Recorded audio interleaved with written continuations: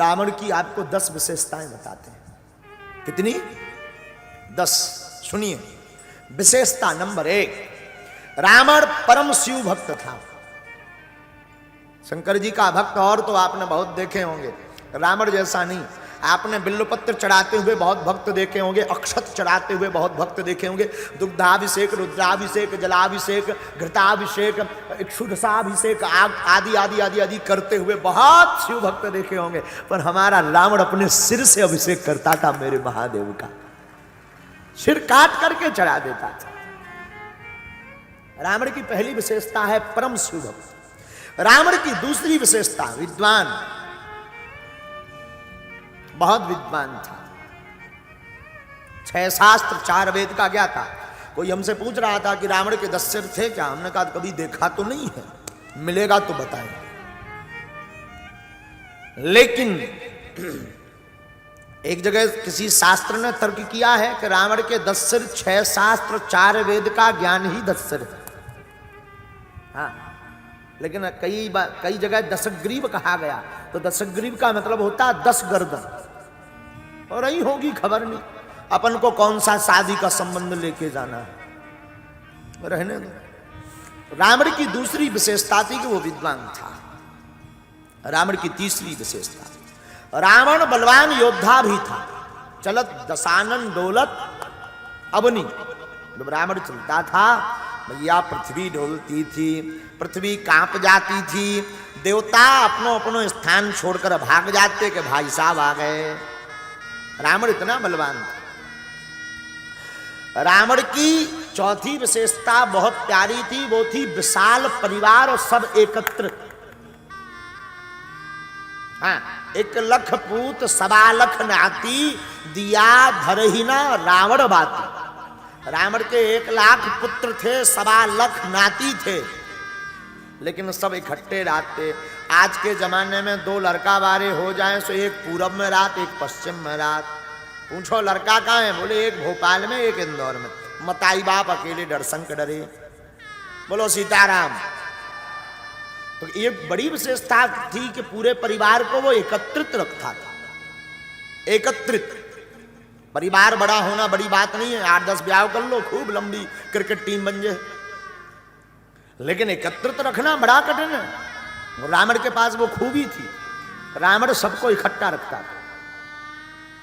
हाँ, तो रावण के अंदर जो खूबी थी वो एकता करने की बड़ी प्यारी थी। ये रावण की चौथी सबसे बड़ी विशेषता थी कि पूरे परिवार को वो एकत्रित रखे था। 5वीं देखना विशेषता रावण की। रावण की 5वीं विशेषता है कुशल आचार्य था रावण, योग्य आचार्य। योग्य आचार्य रामेश्वरम में जब भगवान राम जी ने शिव जी की स्थापना की और करनी चाहिए, तब एक मीटिंग बैठाई और बैठक में निर्णय लिया कि शिव जी की स्थापना तो करनी है, परंतु आचार्य कौन होगा? तो जामवंत जी ने कहा इस समय सबसे बड़ा योग्य आचार्य केवल एक ही है, वो है रावण। और उस वक्त जानकी जी का हरण हो चुका था, राम जी को लंका जाना था, और राम जी रामेश्वरम में शिव जी की स्थापना क्यों कर रहे हैं? लंका पर विजय प्राप्ति के लिए। किस लिए कर रहे हैं? लंका पर विजय प्राप्ति के लिए।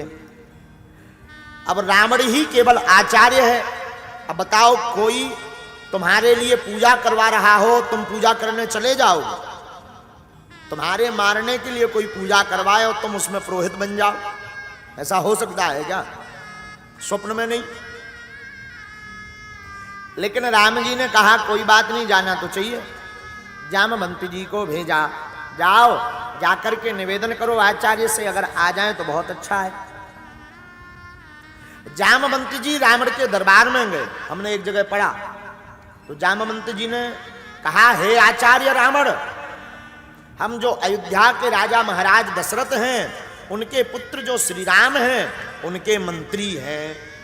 जामवंत मंत्री अति बूढ़ा, हम उनके मंत्री हैं, एक निवेदन करने आए हैं। तो रावण ने कहा, अच्छा अच्छा, वही राम जिनकी पत्नी का हरण हम कर लाए हैं। जामवंत जी बोले हाँ हाँ वही राम, जी जी जी वही राम, बोलो क्या बात है। रावण के दरबार वालों को लगा कि शायद संधि पत्र लेकर के आए हैं, समझौता का पत्र लेकर के आए होंगे। जामवंत ने कहा सरकार हम कोई समझौता का पत्र लेकर नहीं आए, हमारे प्रभु हमारे भगवान श्री राम लंका के उस पार समुद्र के किनारे भूत भावन महादेव की स्थापना कर रहे हैं और आपको आचार्य के रूप में चुना है, उन्हें आप यजमान के रूप में स्वीकार कीजिए, हम उनकी तरफ से न्योता लेकर के आए हैं। ले रावण ने भी सोचा, हमने सुना है रावण ने भी सोचा कि ऐसा आचार्य नहीं मिलना है और ऐसा शिष्य नहीं मिलना। रावण शिव जी का परम भक्त था तो शंकर जी की बात सुनकर के ना नहीं कहा, हाँ कह दिया। बोले जाओ हमारे चेला राम से कह देना आचार्य तैयार है। और जब जामवंत जी जानने लगे तो रावण ने पूछा रुको, हमारे यजमान के पास पूजा की सब कुछ सामग्री है कि नहीं, क्योंकि आचार्य का धर्म है यजमान के पास अगर पूजा की सामग्री ना हो तो आचार्य को व्यवस्था करनी चाहिए, ये कर्म कांड का नियम है, तो कोई कमी तो नहीं है। अब देखना जरा शब्द शैली, जामवंत जी की शब्द शैली।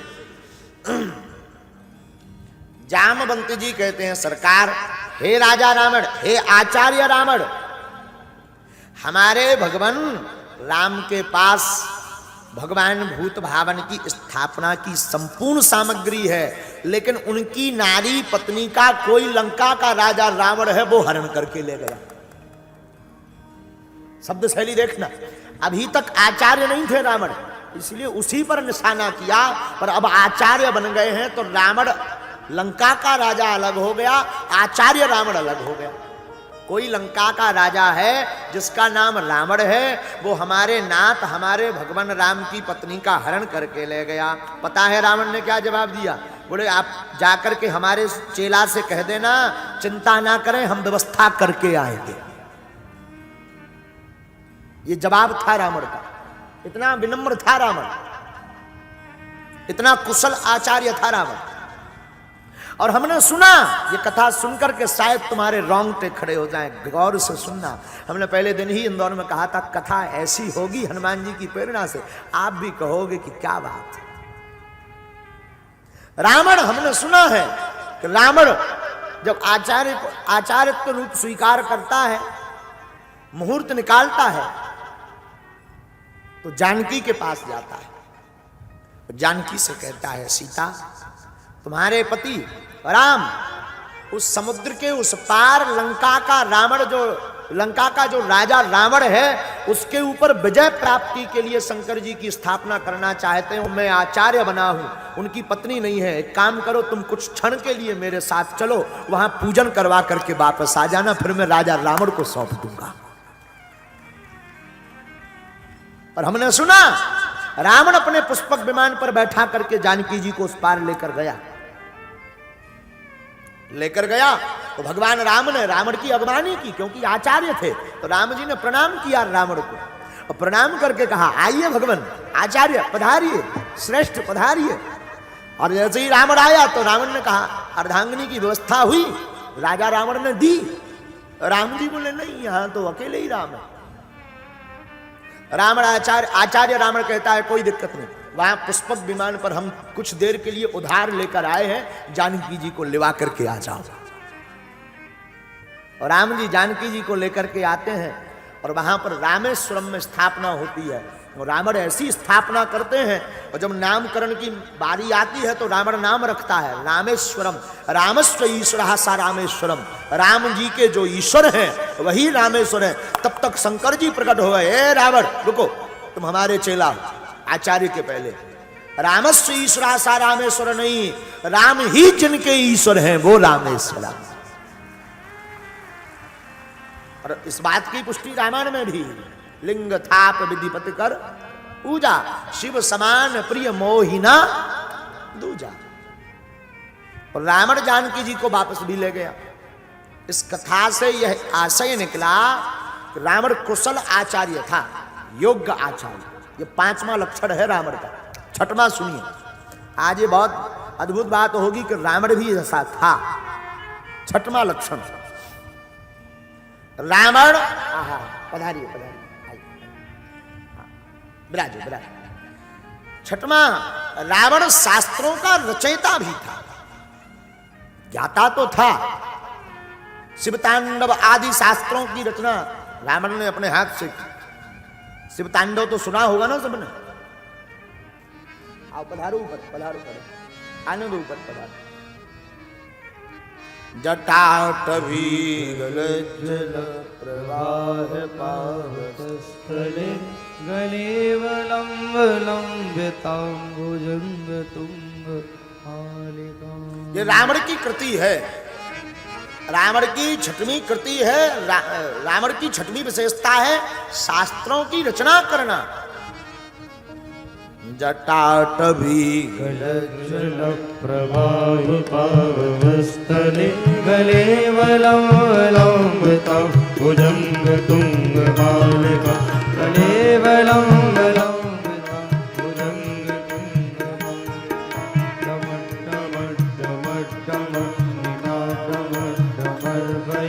चकार कंठ तांडवं तनोतु नः शिवा शिवं, तनोतु नः शिवा शिवं, तनोतु नः शिवा शिवं। तो रावण की छठवीं विशेषता कि रावण शास्त्र का रचयिता है। लेकिन सातवीं विशेषता सुनिए, सातवीं विशेषता रावण की है तपस्या। रावण इतना तपस्वी था आचार्यों, इतना तपस्वी था कि रावण के समय में यम और सूर्य भी रावण की तपस्या के तेज के सामने फीके रहते थे। इतना तपस्वी था रावण। ये रावण की सातवीं विशेषता थी। रावण की आठवीं विशेषता, रावण ब्राह्मण था। ब्राह्मण का अर्थ ब्रह्म जाने दी, ब्राह्मण जो ब्रह्म को जानता है वही ब्राह्मण है। और रावण कोई साधारण नहीं। उत्तम कुल पुलास्ति करनाती शिव बिरंच पूजा